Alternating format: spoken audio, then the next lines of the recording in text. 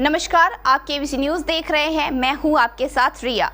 अंग्रेजी हुकूमत की राजदार आज भी मोतिहारी के पताही प्रखंड में स्थित है, जो आज वक्त के साथ साथ खंडहर में तब्दील हो गई है। जी हां, हम बात कर रहे हैं आजादी के पहले अंग्रेजों द्वारा बनाए गए एक कोठी की।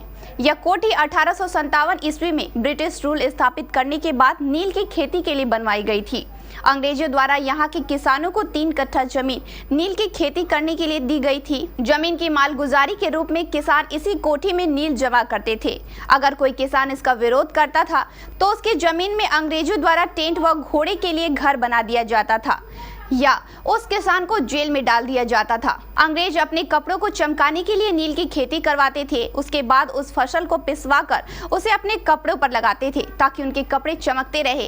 इसके बारे में बात करते हुए पताही गांव के रहने वाले गांव सिंह नागेंद्र किशोर सिंह ने कहा कि अंग्रेजों द्वारा थोपे गए 3 कोठियां कानून के अनुसार समय पर मालगुजारी नील की फसल के रूप में जमा करनी पड़ती थी। मालगुजारी नहीं देने पर सजा दी जाती थी।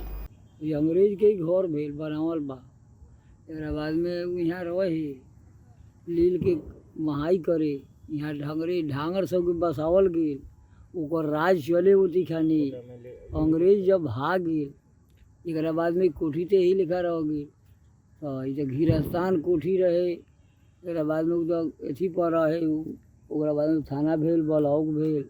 उस कोठी में एक कोठी था, माने उसमें 52 कोठरी का घर था। उसमें उनके परिवार मृत साहब लोग उनको कहते थे, उसमें वो लोग रहते होते थे। अलग आधा किलोमीटर हट के जो है से उनका कचहरी था। बीच में जो है सो माने नील पेरवाने के लिए पठार बना हुआ था। यहाँ नील की खेती होती थी।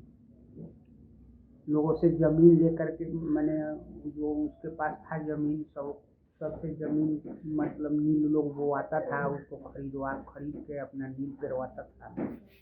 मोतिहारी से संतोष राउत की रिपोर्ट।